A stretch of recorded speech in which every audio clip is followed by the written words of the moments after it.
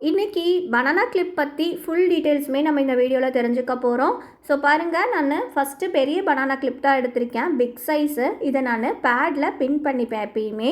So pad இல்லை வேறு ஏதாச்சும் ஸ்கேலு நோட்டில் நீங்கள் இந்த மாதிரி பின் பண்ணிக்கோங்க. அப்போ நம்ம கையில் பிடிச்சிட்டு பண்ணக்குள்ளே குந்தன்ஸ்லாம் வந்து விலகாத மாதிரி நமக்கு நல்லா சேஃப்டியாக இருக்கும்.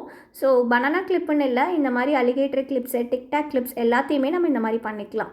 ஸோ இதில் பார்த்திங்கன்னா நான் 3mm ரவுண்டு தான் எடுத்து சைட் ஃபுல்லாகவே வைக்க போகிறேன். ஸோ கேட்டது பார்த்திங்கன்னா மல்டி கலரில் கேட்டிருந்தாங்க. ஸோ மல்டி கலரில் தான் நம்ம இப்போ சூப்பராக ரெடி பண்ண போகிறோம். இதில் நான் த்ரெட்டெல்லாம் சுற்ற போகிறதில்ல, இது மேலேயே தான் ஸ்டிக் பண்ண போகிறோம். இந்த மாதிரி நீங்கள் பனானா கிளிப்ஸ் வாங்கிட்டு டேரெக்டாக ஸ்டிக் பண்ணி கொடுக்கலாம். இந்த பனானா கிளிப்போட ரேட் தெரிஞ்சுக்கணுன்னா வீடியோ லாஸ்ட்டில் சொல்லியிருக்கேன். ஸோ ஸ்கிப் பண்ணாமல் பாருங்கள்.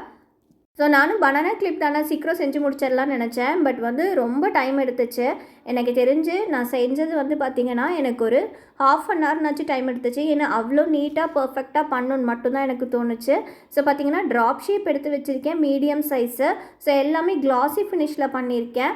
ஸோ உங்களுக்கும் ஒரு ப்ராடக்டில் நீட் ஃபினிஷிங் காமிக்கணுன்னா கண்டிப்பாக பொறுமையாக செய்யுங்க.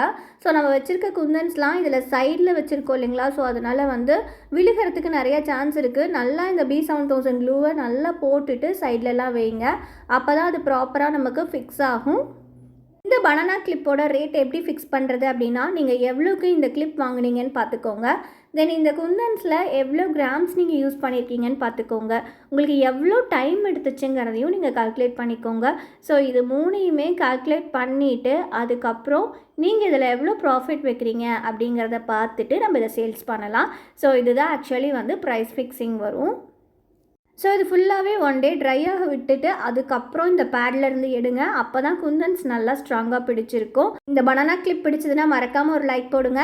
இதோட ப்ரைஸ் பார்த்தீங்கன்னா பெரிய கிளிப்னால நான் 100 ருபீஸ்க்கு கொடுத்தேன். அதுவே ஸ்மாலாக இருந்துச்சுன்னா 85 ருபீஸ் கொடுத்துருப்பேன்.